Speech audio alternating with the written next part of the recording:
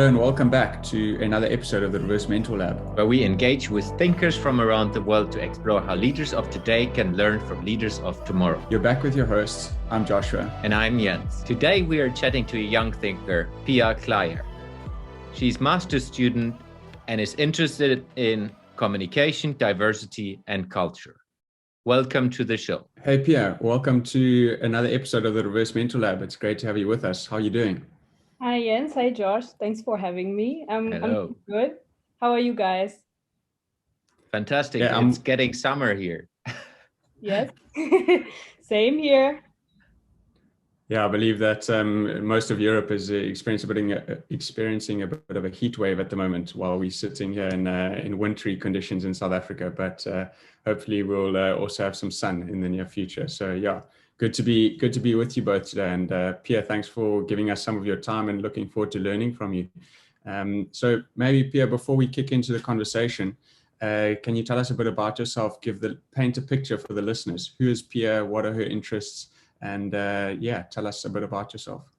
Yes, sure. Yeah, hi, I'm Pia. I'm 25 years old and I come from Germany. I'm currently studying international business communication as a master's degree in the Netherlands. And I'm very curious and passionate about communication, cultures, diversity, and how to embrace diversity and how to get to know different cultures and experience something new. That's awesome, and it fits very well into the topic that we've got on the cards for the discussion today. And as we've discussed before, and many of the listeners may know, is that it's a conversational style podcast. So it's really about getting the guests to share their views, share their thinking, and share their learnings in terms of how they've approached the scenarios that we put in front of them today. So the theme for today is, how do we embrace difference and diversity? What can younger generations teach us about being more open? So using that as a base and a starting point, a broad starting point, albeit, Pia, why is it important to embrace difference and diversity? Yeah, I think first of all, it's a great topic to address, I think. And I think one of the most important thing to embrace diversity and difference is that by experience differences and being exposed to kind of different ways of thinking, we always learn something new. And it helps us to think outside the box and experience different ways of thinking, different perspective, and kind of use them in our day-to-day practices, and maybe also in the way of doing business and how to interact with people. And I think it's a very valuable soft skill in the end to have, and it gives you a much more wider perspective on the world. From an international understanding, so you have been living in different parts of the world, and as a German studying in the Netherlands as well. How did you experience diversity from your perspective, and as well seeing opportunities on how that might need to change going forward and so on? Yeah, so I worked in an international or diverse environment, like at uni, because we come from so many different national backgrounds and cultural backgrounds, and it's already interesting to see that everybody of us thinks differently in a way and has a different say on certain topics, and it kind of helps me to challenge existing viewpoints and the status quo, and maybe also my way of thinking, because sometimes I feel like that our way of thinking can be quite limited if we don't really engage with other people. And the other thing that kind of helped me to embrace diversity and difference more is that I volunteered as a mentor for refugees a couple of years ago. And I have to be honest, in the beginning, it was really difficult for me to understand the refugee and kind of get along with him because of cultural differences and the language barrier, definitely. But I really try to sit down and put myself in his shoes and try to understand his way of communicating with me and his behavior. And the interesting thing was that in the beginning, he like, to give you an example, he couldn't really look me into my eyes, like during the whole conversation we had, and he always looked on the floor. And I couldn't really understand why he's doing that. So I talked with a few people I know, and they kind of reacted in a similar way. They said, you know, he can look into your eyes because in their culture they don't respect women. And I wasn't really happy with that answer because I was like, okay, that's kind of over generalizing. You don't know anything about the person, you haven't met the person, so how can you say that? And I talked with my supervisor, and she said, you know, he doesn't look into in your eyes because he's ashamed that he needs your help, because in their culture it's usually that the man is the provider, and in the way that they care for the family, and now you're kind of stepping in his role, and he just feels ashamed that he cannot help you. And with that in mind, I kind of got like an understanding of like how the way he communicated with me, and it helped me a lot. And obviously my supervisor back then had a lot of experience with refugees and their cultures and their way of communicating.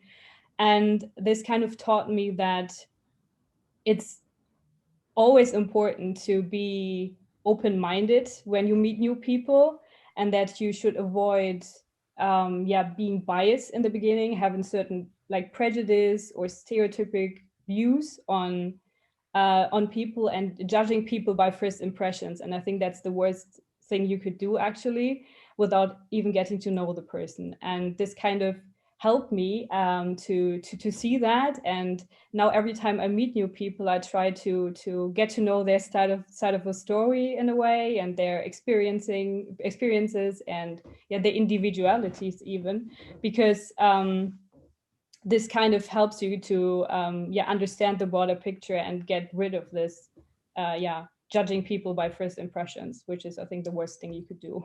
Yeah. I'm curious on how this story went further. So you understood that he's not doing it in that way because of his culture. How did you change your conversation, if you did? Yeah, interesting question. So I sat down with him. I mean, luckily he could speak a bit of German, so it was a bit easier, but still quite difficult because Arabic is a whole like different language. And I sat down with him, and I talked to him, like, and I said, okay, if you have any questions, if there is anything you want to talk about or you feel not comfortable with, please ask me and say so. Also, for example, if I'm talking too fast, because I tend to do that a lot of times, and especially in German. And please say so, and let me know. I won't be mad with you. You know, I just want you to feel like safe and feel like accepted, and that I kind of take into consideration how you're feeling. And this changed everything, to be honest, because like, I think we met up twice a week, and it got better every time. And he opened up even like every time we met. And in the end, we actually kind of, he hugged me because he was so like thankful that I helped him along the way, like to learn German and to find a job. And it got so much better.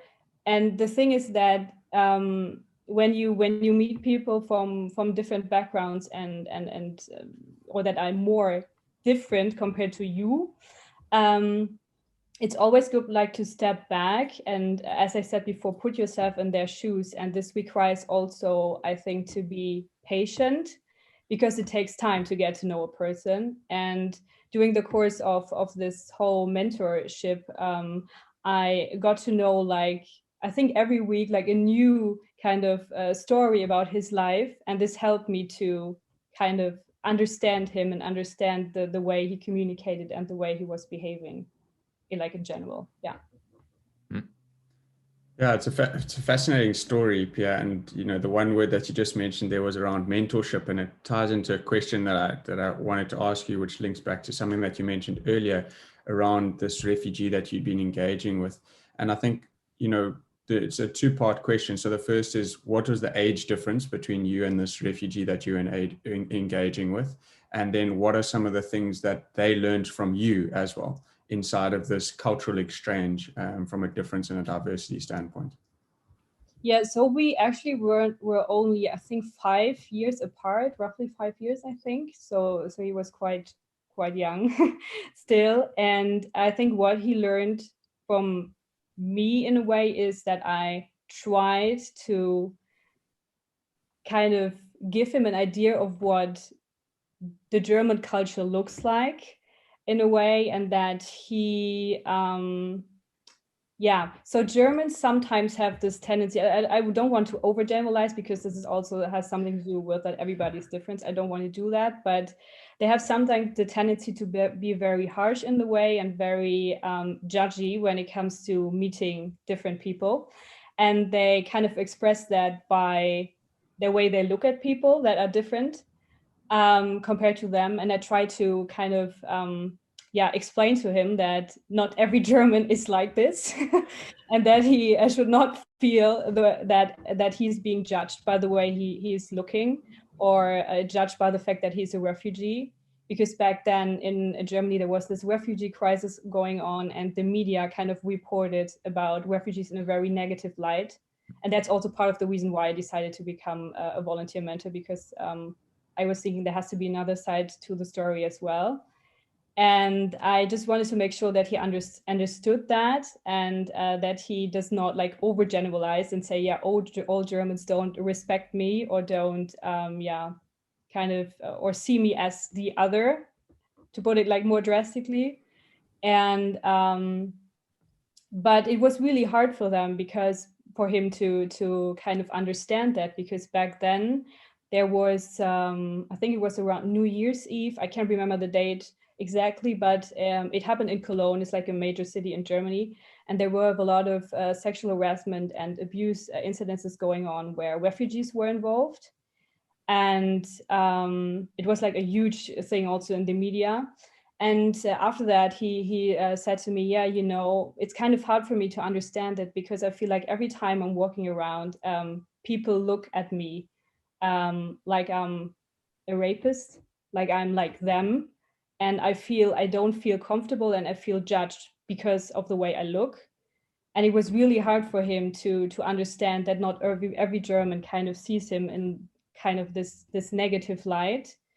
And I think it's really sad when you think about it, that he has this feeling, you know, when he comes to a country, and he does everything to be part of that country, because he was very willing to learn the language, and get a job, and kind of integrate himself into the German culture. And it's very hard and sad when people have this impression, and that they are judged by the way they look, or judged because they are different or look different. And it was kind of challenging for me to get that message across, that not every German is the same. But I think I did a good job, because in the end he was really open, and also had a lot of German friends. Actually, he met during I don't know, outdoor activities and stuff like that. And and he also engaged with a few friends of mine, and we did something together, and just to give him like a good feeling when he's around Germans, and to kind of give him the feeling that he belongs to us and to our culture in a way, and that we don't distance ourselves from him. Yeah. It's a very sad, but in the end interesting story, and as well, luckily it went hopefully in the end well for him as well. It's quite interesting that when you're in situations which are like this, then like the society is starting support mechanisms and like this mentorship thing. But what I experienced myself, and what I see as well, I talked yesterday to someone who is supporting Black women's in Germany, and she was saying this is not a kind of a situation like that, but it's still the norm, that they are judged in a different way. And it's not about Germany. That she was just, because she's living in Germany right now, she was saying the same. If we take this more into the normal day-to-day world, you have been living in Canada for a year. How was this going into a completely different culture? Though that a lot of people might think, yeah, but Canada is almost the same like Germany. I'm pretty sure it's not. So how was that for you, going into a different country and spending time and learning how that works, and how did you experience that? Yeah, so first of all, Canada is indeed different compared to Germany. And it's just like the basic things. There's still the way people interact with you. I went to a grocery store, and I wanted to pay for my groceries, and the person who was sitting there, she was like chitty chatting with me, and there was a huge queue in a way behind me. And when you just think about that in Germany, it would not happen at all, like to have like a conversation, because people are always so pressured and kind of busy and not really patient. And it was really hard for me because I felt that this immediate pressure in the beginning. Oh God, I have to pick up my groceries because there's the huge like queue behind me. People want to leave as well. And the woman said, just relax. I will kind of pick up your groceries. How are you doing? And yeah, they're really relaxed and chilled. And I also experienced that they are more they're really welcoming and not that suspicious towards new people, because from maybe it also has to do with the how I was raised, or I don't know, yeah, what my family told me, but they were always like, okay, you have to be a bit more careful when you meet new people, don't be too open, and that it's something like that. But there it was just like, yeah, how are you doing? Also great to see you. Tell me something about you, and just sit down, have a beer. So they were really I don't know, very yeah, kind of really welcoming, and I immediately felt like at home, like it after a couple of days even. And I don't have the impression that they judge me, or that I get like a certain look of people just because yeah, I mean, obviously I'm also from a kind of western part of the world, so but still and I had to do a lot of range work and chores and cleaning stables, so really like hard physical work. And they didn't say anything about like, oh, you're your girl, maybe it's like too difficult for you to do and you can't really work hard. They didn't say that. They just say you have to do this and this and that, you will do it, just take your time. And yeah, that was like a totally different experience. And I actually thought in the beginning that Germany and Canada would be kind of quite alike and similar in a few things, but they were not. And I like the way how Canadians, I mean, I only met like a few Canadians, but I lived with them together, and how welcoming they are, and how easygoing they are. Just really, really easy to settle there and feel like home. Yeah. Yeah, Pia, and I think, just sort of trying to string a few dots together in the conversation that we've had so far. And you as an individual and as a young person have had some remarkable experiences that have helped frame and inform your worldview and the way that you look at the world today. But, if we take this and we zoom out again and we say, what can younger people and younger generations teach the world and society in general about being more open and more accepting? And how do we go about doing that? Yeah. Great question. And I actually can link back to a TED talk, and I think we talked about it by Mariana Antisio, I think is her name. And it's a TED talk about what makes you special and how to embrace a difference and diversity.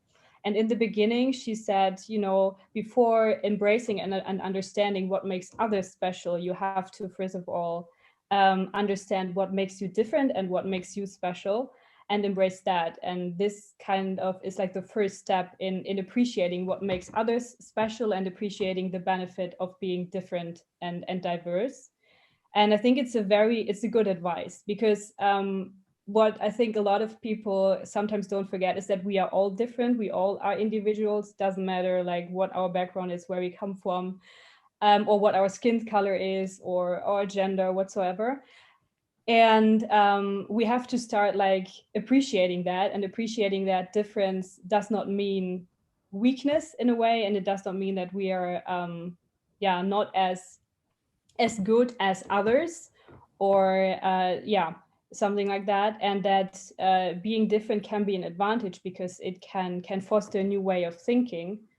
And before like being able to embrace diversity and difference of others, I think we have to first start and appreciate what makes us special and what makes us different.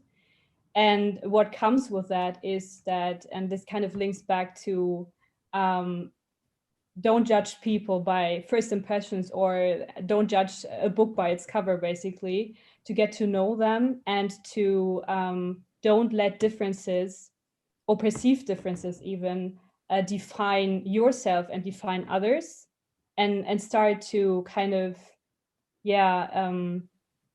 reimagine yourself beyond what other people see, or what you think you may see based on a person's like first impressions at first experiences.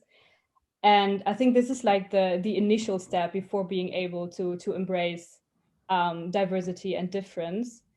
And of course, like being open-minded, I think, is very, very crucial, and be curious about other people's life, and get out there and try to experience firsthand like what it means being different, or what experience different cultures by, for example, going abroad or doing volunteering. Some sort of, it doesn't have to do with refugees. You can volunteer in so many like different areas where you probably met different people from different backgrounds, and see their kind of view on the world, and their take on the world, and try to integrate that, and to consider that in your daily way of thinking.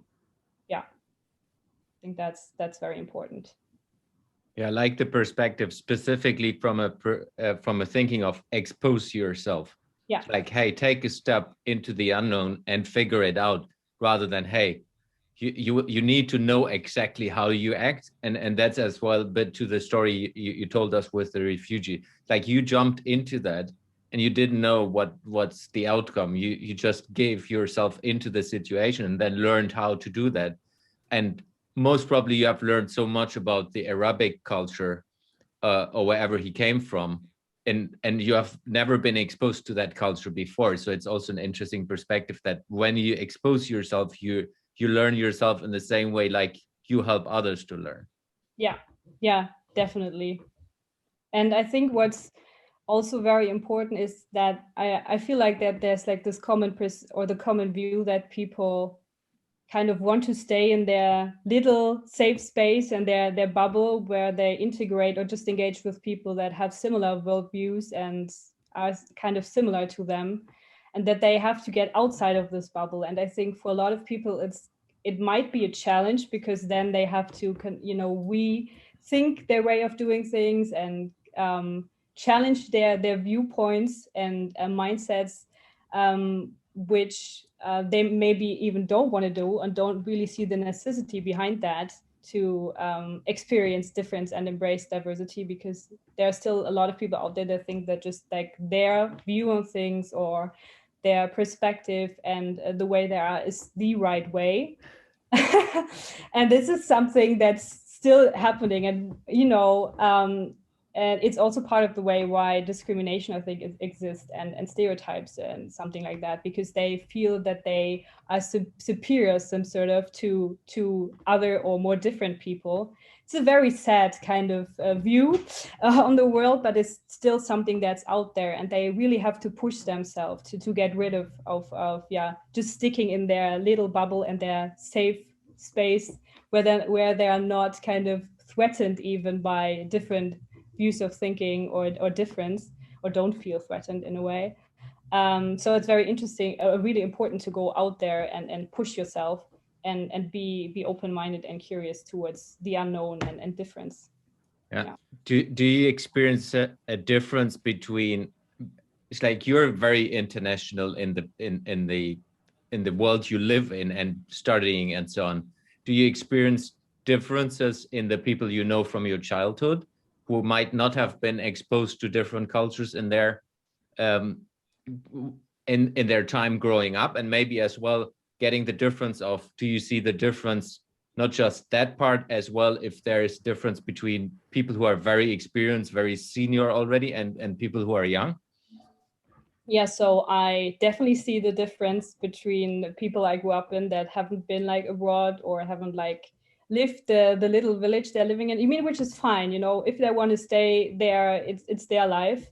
But I see that in their way also, in the way we interact with each other, when we discuss things. For example, just let it be sustainability, for example, or inclusion. In a way, they can sometimes, I feel like, don't really understand my view on things, maybe also because they haven't been exposed to different viewpoints. And I always like encourage them and say, like, you know, maybe you can volunteer, or you can go abroad for a bit, or you can come with me and you can meet my friends. They're from so many different places around the world, and they're like, yeah, you know, I'm not sure. Not because they don't want to. I feel like they are maybe a bit like afraid to expose themselves to new situations, because maybe they don't think they have a topic of conversation then to talk with them about, or something like that. But from a generational perspective, I do see a difference as well. But this, I think, depends a lot on the experiences everybody has made, because there are people in my generations that haven't had experience with different cultures, and there are also people in older generations that have had those experiences before. It depends a lot, but I would say mostly older generations are less open towards diversity, because they grew up differently, mostly, I think, and there were not really that subject to this wider ways of living. I am, or I have been, and globalization back then was not just like a big topic as it is like now, I think. And it also has to do like with kind of worldviews and values they have been taught during their childhood, and those were back then really limited, and there was nothing like that addressed the importance of inclusion and diversity.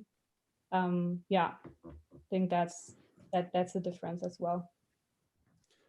And I'm just going to pull on one little thread here, and then we're going to look to wrap up the conversation. But before we do that, I love two words that you used. The first was curiosity, and the second was imagination. And we've done a lot of talking in this conversation about physically putting yourself in different scenarios and things like that. But I think from a mental standpoint as well, is that younger generations, and all generations for that matter, need to imagine a better future. And what I mean by that is you have to imagine it, you have to think through of a space that is better than the one that we live in today in order to take steps to make it happen. And I think that from a younger generation perspective, imagining that better future, and Jacqueline Novogratz has a great term for it where she refers to it as moral imagination. And I think that that's a big thing that young thinkers in particular can bring into the world from a different viewpoint perspective. So yeah, I've definitely learned a hell of a lot from what you've shared today, and really enjoyed the stories that you've shared with us. So thank you for that. So as we look to wrap things up today, Pia, there's a sort of a trend that's establishing inside of the Reverse Mentor Lab.